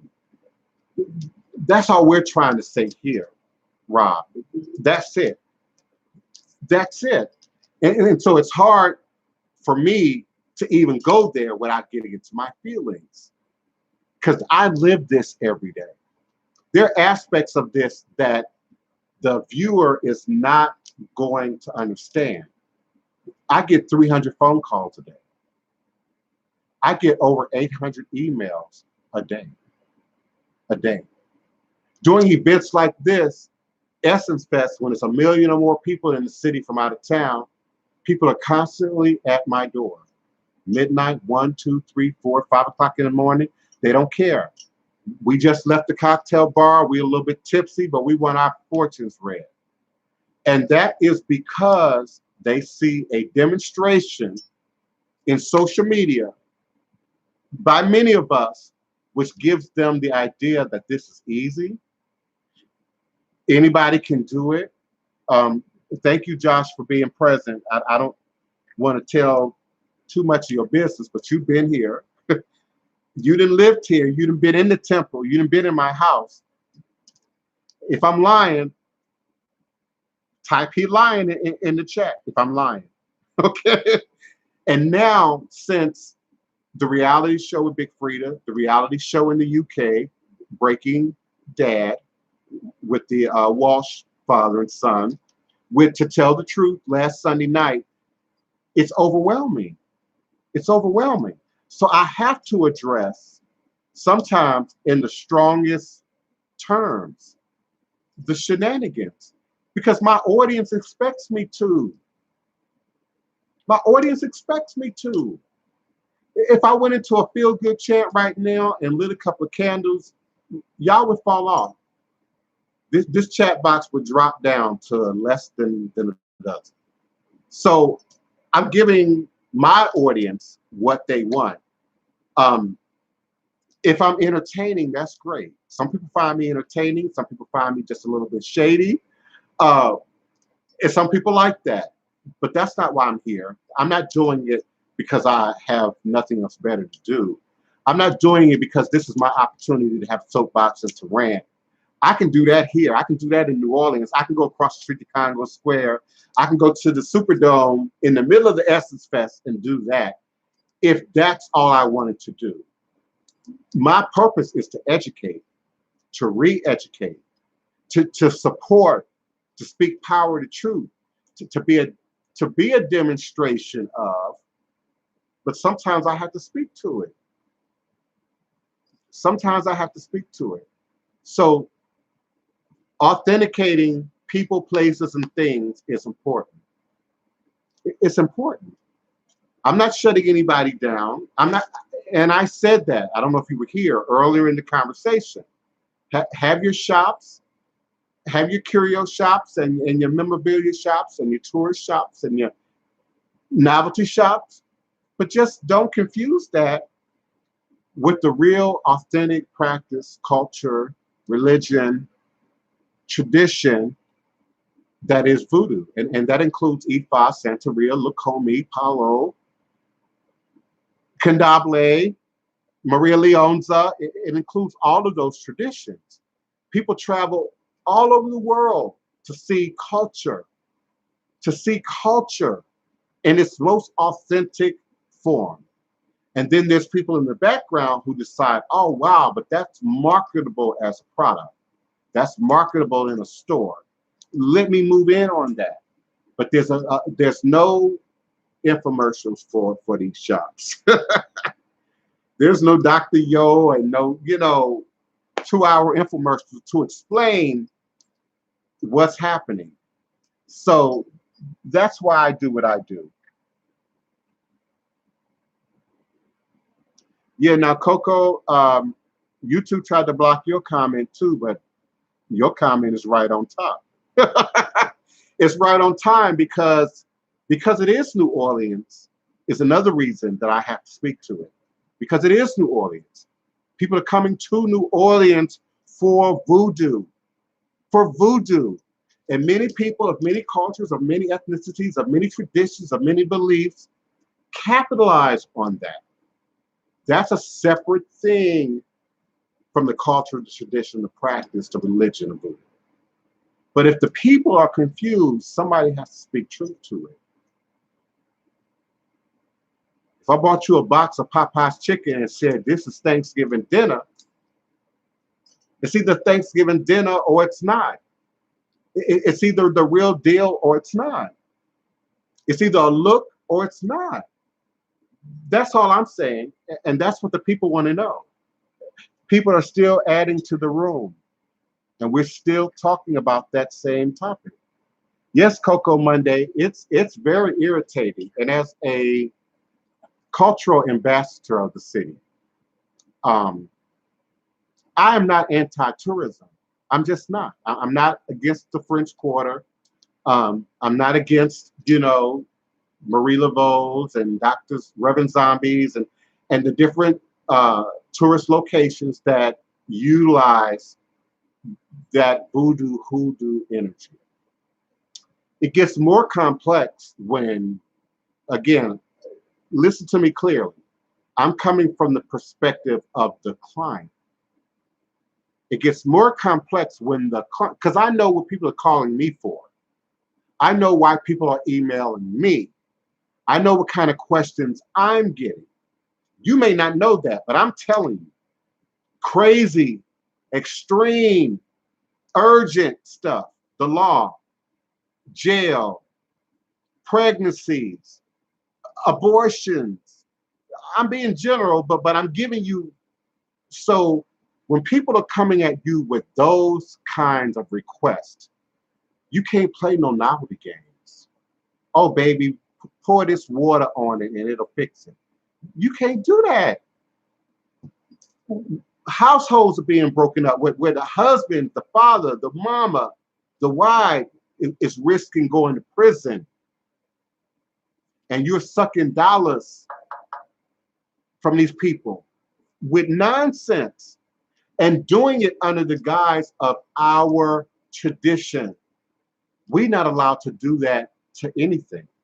I can't masquerade Catholic. I can't masquerade as a doctor. I can't masquerade as a lawyer.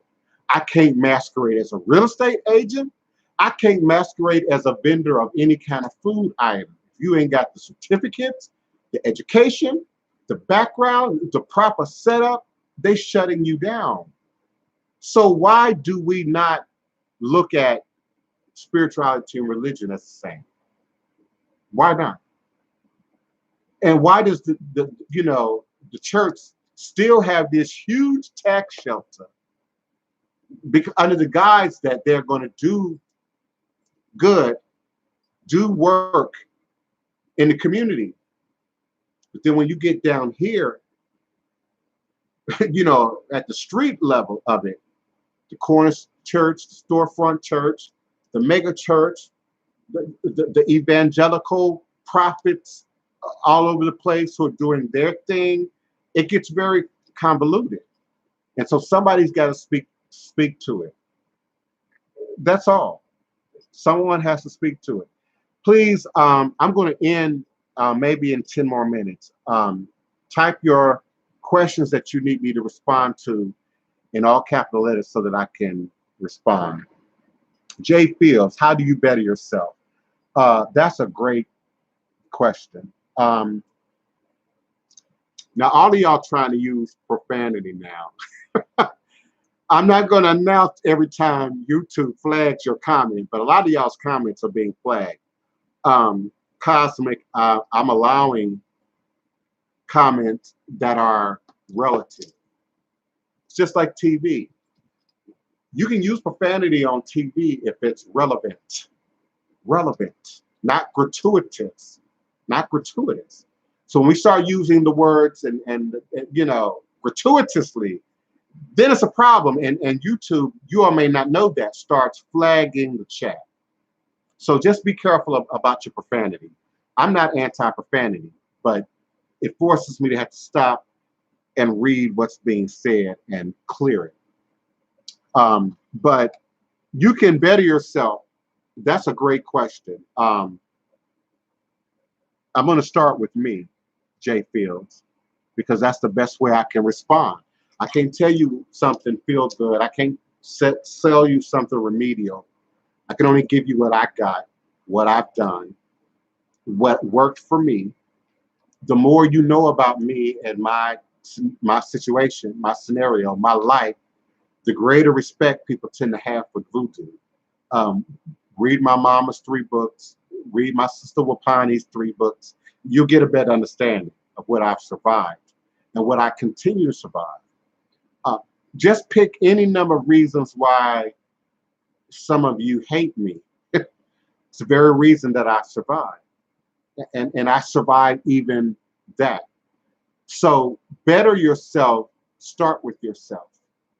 Start with yourself. Accept that you are God. Accept that you are God. Know that you are human, but accept that you are God. And understanding that and clarifying that your body is physical, carnal, material, and your spirit is cosmic, universal. That's the realm that magic exists in. That's the realm that God exists in. Start there. Start there. Drink clear water, more clear water. Drink more organic fruits and nuts and grains, less meat. Particularly those of you who are involving yourself in ritual work. Meat should even be a regular part of your diet.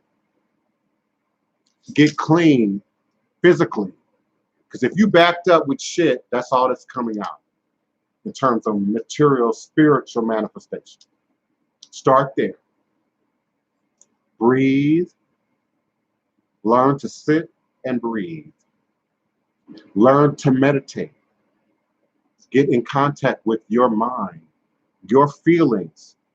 Learn to separate your feelings, your emotions from what might be externally influenced. Some of us walked around tense, pent up, angry, aggressive. You think you might know why, white supremacy, whatever. But there are details, layers of details underneath that keep that alive, that you are disconnected from. Meditation helps you to get in touch with that, clear away that, regain your youthfulness again, your creative juices again, your ability to dream and fantasize again. You cannot be spiritual without being able to fantasize. You cannot be spiritual or a magician or a voodoo practitioner or a healer without being able to imagine things, because your third eye is critical to your magic. Being able to envision the result. being able to see what it is that you're trying to manifest. If we were to use something like Bewitch as an example, what does Andorra and Samantha and Tabitha think about right before the magic happens? What moves that? What fuels that? It's got to start in your head, in your spirit, in your mind, how you view the world. And if you view the world as I can't, they won't let me, it's a block, it's a hindrance, it's racism, it's this, it's that, that's not God. That's not God. You're writing in regular text, my friend, so I'm not sure exactly what's being said. I'm pulling one word out of what you're saying, and that's the drugs. Drugs are not a shortcut to spirituality. And no one asked that. I'm just answering. I have a different feeling about marijuana. I have a very different feeling about herbs in general. But drugs, psychedelics, and absolutely not synthetics are no shortcut to spirituality. Will it open a doorway? Absolutely. But it's not a doorway that you're in control of. It's not a doorway that's safe. And you can then allow things in that can't get out. And so sometimes we see people homeless on the street, out of their mind, or at least we think so. We have no idea where spirit practice, spiritual religious abuses come into play in the manifestation ultimately of that behavior. So you got to start with you. I got to a place, Jay Fields, where I didn't trust anything, but that was my prayer. If there's a God, if there's a supreme being, it's a supreme power, you got to make yourself real to me. And separate from these books, separate from these people, separate from these organizations, separate from these authorities. And spirit, God, Goddess showed up for me in that way. Now, it led me to voodoo. It led me to voodoo. Because once I had that connection, spirit said, what I'm telling you now, go within, open your third eye, learn to breathe, learn to sit still in meditation, because meditation is critical to the development part of your spiritual gifts. People say every day, I'm a tarot reader, I was born with these gifts, yada, yada, yada. They know nothing about meditation. They can't sit still for 5 minutes. They can't breathe. They don't know what visualization is. And you can't do none of this without none of that. You just can't. Because not only are you reading the cards as they're laid out on the table, but you're also reading the energy that rises up off the cards, and then the energy that shows up around the people that you're reading. Even at a remote distance, if I were reading one of you right now, I would be all out here, all in here, and then back to the table where the tool is. So I don't care what your religion, what your practice, meditation, breathing transcends all of that. In terms of a tool, Jay Fields, you may have heard me say quartz crystal. That's also the answer to your how to open your third eye. Quartz crystal. Quartz crystal. And now, if you've done the meditation work, visionary work, third eye work, now you're also looking at the cosmos, the sun, the moon, the stars, astrology.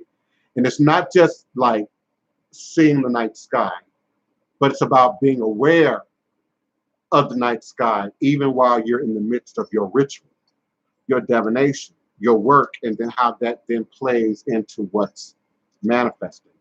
So I'm still answering how to better myself, Jay Fields. I'm still answering third eye, Jay Fields, and anyone else who's gaining this information. The next thing would be clear quartz crystal. I say it all the time. It's the master teacher, clear quartz. The master spiritual tool, clear quartz. Because anything, you ain't got nothing, you starting from scratch, and I've been there. I've been homeless, didn't have nothing, not even the clothes on my back, and have had to start from scratch. One of the very first things I had was a crystal. And if you can only get one, something specialized, like a quartz cluster or a double terminated quartz or quartz with a phantom in it or a twin with some sort of specialized quartz, the less tampered with by man, the better. What did I do with my laser wand?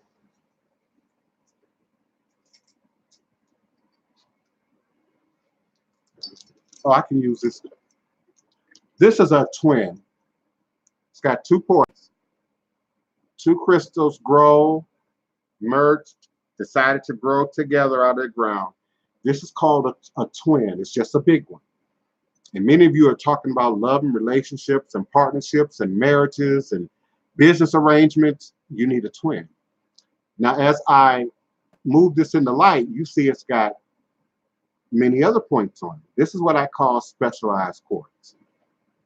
It is also considered double terminated because it has points on this end and it has points on this end. They aren't perfected points, but if you can see clearly, there's maybe 200 tiny points that completely cover this end. This breaks off in the clay, in the ground, and then continue to grow with some kind of softer environment here, which allowed it to what we call self-heal. Self-heal. And so it has the ability to teach you how to heal beyond your brokenness, how to repair what can't be fixed, how to rectify what can't be physically, carnally, materially dealt with. Some things, some people, some places can never be addressed. Maybe they've died. Maybe you never want to speak to them ever again in life. Which is the case with me and my dad. You know, I don't talk to my dad, period, at all. So how then do you deal with that stuff without going to counseling with that person, without in quartz crystal? Quartz crystal. That is the beginning, in my opinion, to everything. Even in my study of ancient Egypt back in my 20s, it was the minerals, the gemstones that impressed me the most. Why are they carving and constructing with all of this malachite and quartzite and rose quartz and alabaster? I wanted to know why at 10, 11, 12. I wanted to know why. It didn't make sense to me artistically. It didn't even make sense to me materially in terms of value. You're now burying millions, billions of dollars in Western value in the ground. Why? And that's how my journey into Orisha and Voodoo and spirituality and religion truly began. So that's what I would do, J. Fields. I would start there. And then when you're ready to find a path, find a system, preferably that matches your lineage, and then grow from there. Grow from there. I'm going to close very soon. I said 10 minutes. It's been more than 10 minutes. I appreciate you. I'm willing to stay to answer questions only. I'm not here to hear myself talk or to be self-entertained. So I'm going to give you a few more minutes, maybe it's the top of the hour, and then I'm going to close. I have to get up early for my Alpha on tomorrow, which is the commemoration of the Middle Passage. We acknowledge our ancestors, those who survived, those who didn't survive, how they survived, because we talk about those who made it onto land only to then live out their lives in enslavement, those who jumped ship, refused, refuse to allow their babies to be born into enslavement.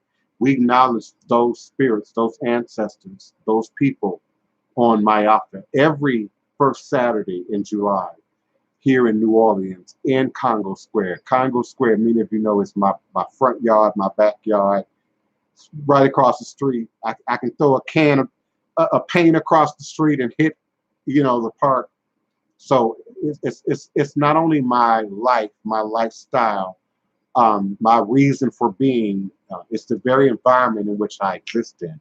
So I invite you all to please, if you are near, dear, if you're here, you're already experiencing and enjoying Essence Fest, find the time to get into your all white clothes and to come out and meet us in the morning in the sacred space underneath the Iyami tree, underneath the great grandmama tree in Congo Square, where we will meet spirit tomorrow morning. If you have any other relevant questions, Coco Monday, lineage. You're asking me to speak on lineage. When we speak on lineage in terms of ATR, we're speaking of two things: blood, lineage, your mama, your papa, your grandmama, your grandpapa, and so on. But we're also talking about spiritual lineage. For instance, if you're born in Lukumi, if you're born into Santeria, if you're born into Voodoo, you're born into Ifa, there's a lineage you're being born into. And that lineage comes as a result of who makes you, who's a part of your process, who initiates you into the system, who initiated them into the system. A more simpler way of looking at it might even be houses. Your mama cook, her mama cook, his mama cook, my mama cook. But how your mama make gumbo might not be the way her mama make gumbo, may not be the way his mama make gumbo, and it's going to be slightly different.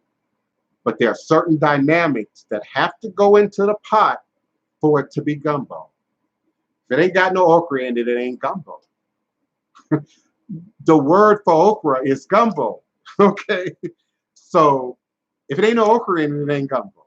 So it's the same thing. You can make spaghetti, I can make spaghetti, we can all make spaghetti, I'm sure, in this chat. But there's a very big difference between your spaghetti and mine, her spaghetti and his. And that is what establishes lineage.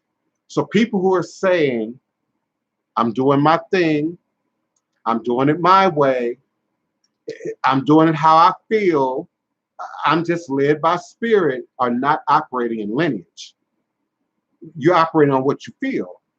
If you're not asking or following the prescription of someone who's done it before you, that's not lineage. So I can't say, Coco, I'm your brother, I'm your sister, I'm your first cousin. You wouldn't accept that without DNA proof.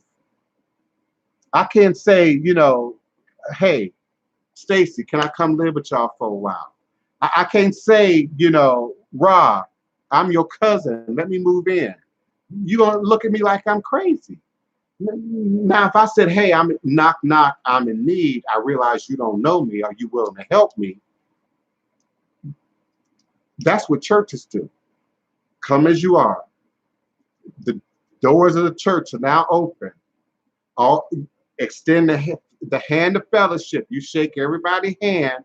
They're inducing you and bringing you into that path, that lineage, that tradition. The difference is in church, they don't use the word lineage.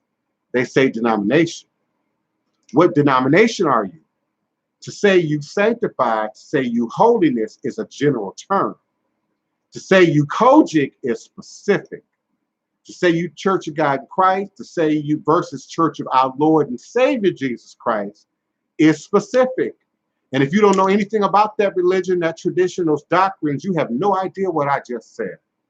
Kojic is not the same thing as Church of our Lord and Savior Jesus Christ. That's lineage. That's lineage. Harvard has a lineage. Howard University has a lineage. It might not be blood. You might not have to be blood related to get into Harvard or Howard University, but you can go back generations to who came before you, the alumni, etc. And you can't masquerade it.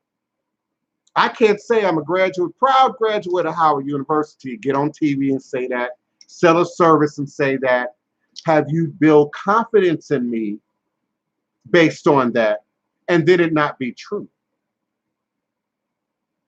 That's why this is a big deal, beloved.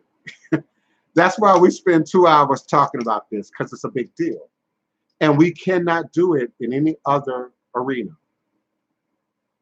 Once they discover you out, if not in jail.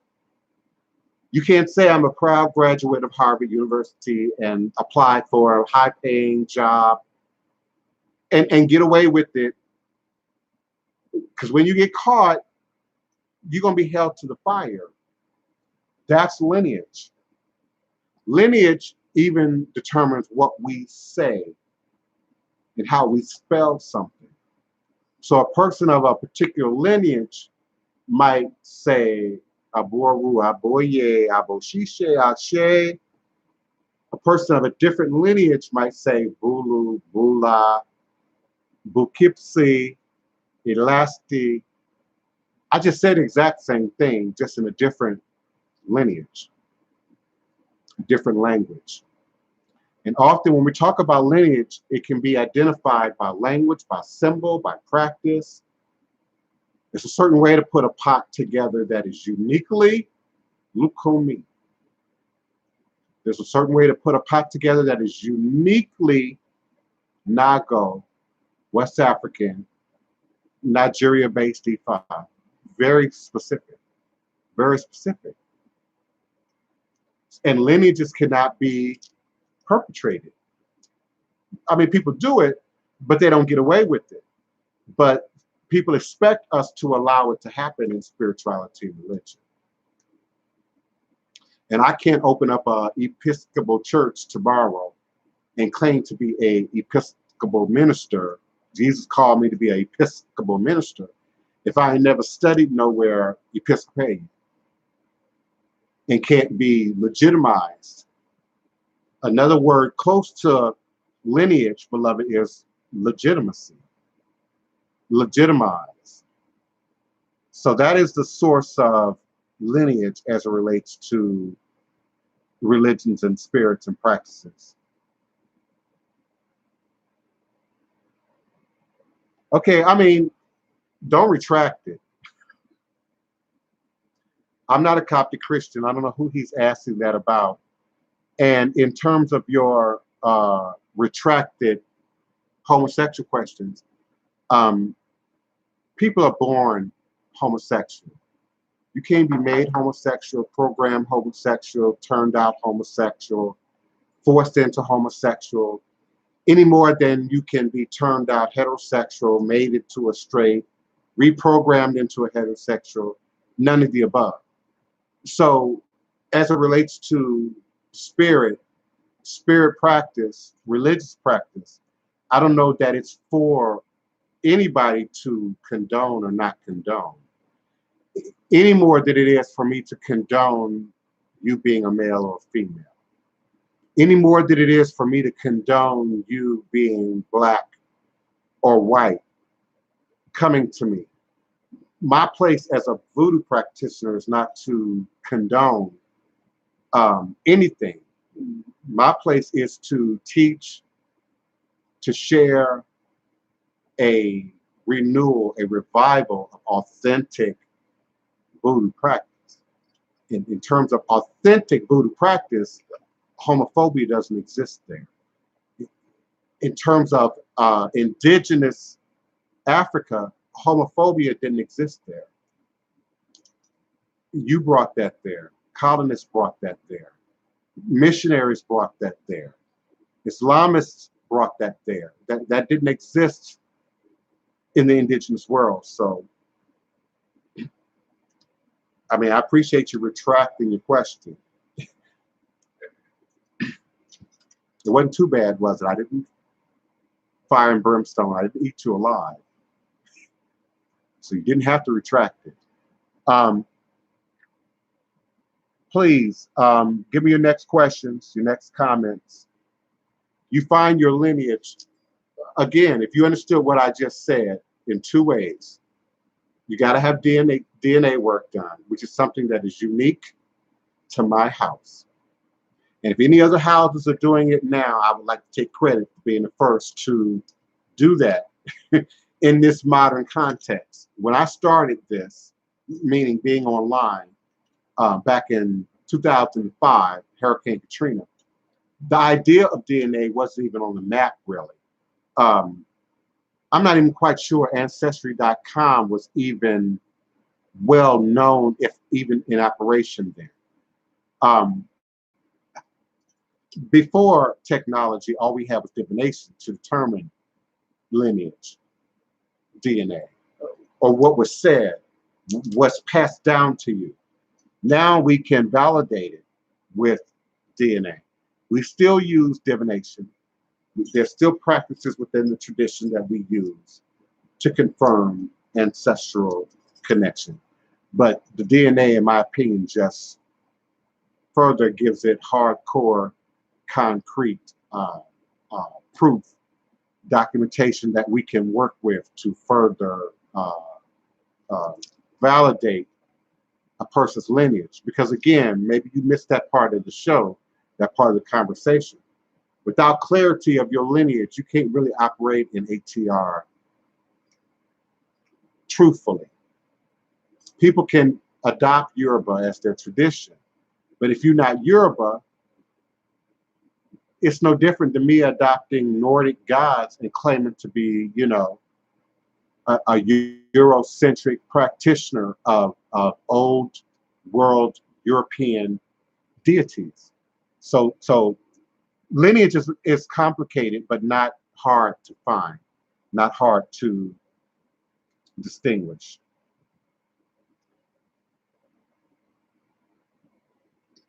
All is a blessing. Listen, I've done 2 hours. I certainly appreciate each and every one of you. Please be here for my offer. If you missed the opening of Essence Fest in Congress Square yesterday, you truly missed it. We cut up and had fireworks and everything in Congress Square. But I'm going to reappear tomorrow, probably not at noon.